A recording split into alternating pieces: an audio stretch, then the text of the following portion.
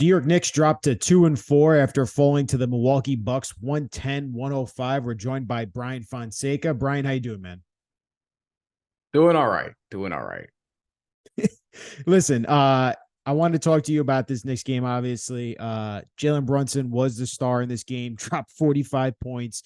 He was effective throughout the game, behind the arc, 2 of 8, but he from the field, though, shot 17 of 30.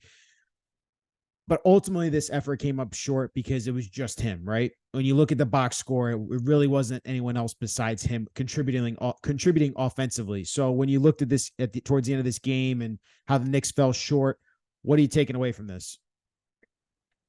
He was sensational. Jalen Brunson, I hope if you're a better out there, you took him over 25 and a half. I did, even though I thought long and hard about it, but this is the thing about this Milwaukee team. You make this trade and Drew Holiday, who's a fantastic defender, leaves. You get Damian Lillard and what he was doing late in that game. Like one of the reasons that Milwaukee was able to close that out against the Knicks who took a lead late and it looked like they were about to steal it. Damian Lillard was one of the guys who really propelled them ultimately to victory. But the defense has never been there with Damian Lillard. And I love him. He's one of my favorite players in the league and has been, but I know what it is, right? And Jalen Brunson was just, that's one of his best games I've seen him Yeah. have as a Knick. Things that we've seen him do against great defenses. Miami was trying to limit him in the playoffs, and he nearly forced the game 7. He was that good, right? We'll get to one of his teammates in a little bit. But ultimately, I think that it was a great effort for them. It's a tough loss. It's 2-4, but it's really not as bad as it looks, given that, it's still very early in the season. I think, the Knicks do have some things to work out, some things to develop, and they're in this sort of in-between phase where it's like, are they going to continue to go with, continuity, or are they going to sort of make that leap for a star at some point, roster construction wise? But I think you just want to see them compete and have their head above water for the time being. Yeah, they were down by 10 at halftime, and they are obviously Brunson was able to bring them back into the game. You talked about how they were able to take a lead late, but Dame time did take over. Damian Lillard did his thing, got the win for the Bucks. The 2-4 Knicks, though, the reason I really want to talk to you also is that Julius Randle, coming off the offseason ankle surgery, we saw what happened with him towards the end of the playoffs, dealing with that ankle. He's off to a rough start, to say least. He's averaging 13 points to start the season.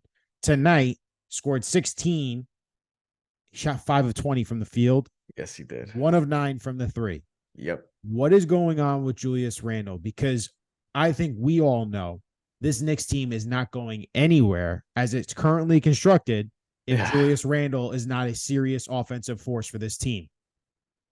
Scary proposition for the team, by the way. Look, what the narrative, quote unquote, was with Julius Randle was that who he was in the playoffs wasn't a reflection of his true self because, and particularly the Heat series, because he was injured. Right. He gets the offseason surgery. He's back now, healthy, supposedly. And he looks like maybe worse than he was in that Heat series. It's kind of a continuation of some of the lows that we saw in that series. And, he hasn't been a great playoff performer in general. And on top of that, you're having him come out the gate slow in the regular season where he's actually been effective. That's not ideal. And it's a really two-pronged attack. It's like in one instance, you just need him, as you said, to be an offensive force if the team is going to be competitive. Like Jalen Brunson just can't be out there doing it by himself. And if RJ Barrett's going to miss games because of a knee injury, you're going to need Julius Randle even more. The flip side of that is if you want to go after a star, kind of need Julius Randle to be good just for trade value purposes.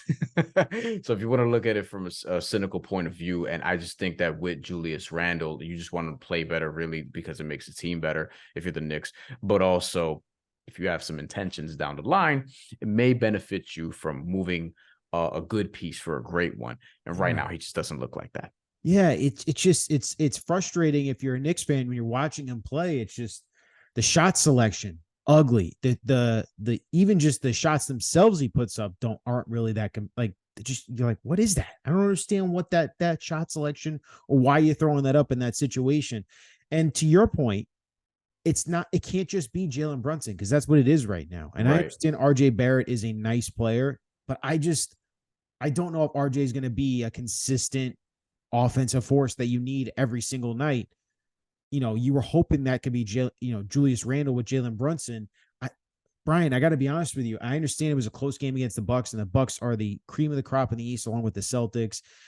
It feels like this Knicks team is still falling short of that ultimate goal of taking that next step of what they want to ultimately be in the East. I mean, am I wrong here?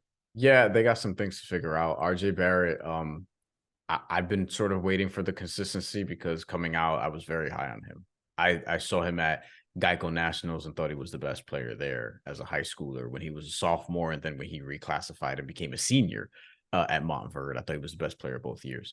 He's not playing right now. When he is, he has to be better. Emmanuel quickly, you need some consistency there because he is somebody who, what's his future going to look like in New York, right? Whether he stays long term or not. And then you look at some other pieces like Mitchell Robinson today, I thought was great on the glass, was competitive defensively. Part of the reasons Giannis never got going to the level that Giannis could, but he also didn't score. And you kind of need him to be at least a lob threat, which he was not tonight. Difficult to do against Giannis and Brook Lopez, so we'll give him that. But, the Knicks just need more consistency. But the Bucks are a really good team. They have some things to figure out as well. The Knicks pushed them. That's fine. Moral victory, if you want to categorize it as that. But ultimately, the team needs more consistency because this can't be Jalen Brunson or bust. Because, historically in the NBA, if you have a 6-foot guard, doing all the creating and things of that nature, doing it by himself, he's going to wear down over the course of the year. So he needs help, needs Julius Randle to pick it up, needs RJ Barrett to come back when he's healthy and be consistent, and needs guys like Emmanuel quickly to step up when called upon on a regular basis. Yeah, it's not been a pretty start for the Knicks, obviously. 2-4, like we said. Next up, they play Monday, home against the Clippers. Clippers are loaded, obviously. We've seen how much the James Harden now, Kawhi Leonard, Paul George. But we'll see how it goes through the Knicks. It'll be interesting to see how they stack up against the rest of the East. But Brian, I appreciate you as always. Just give us some time, man. Thank you. Anytime.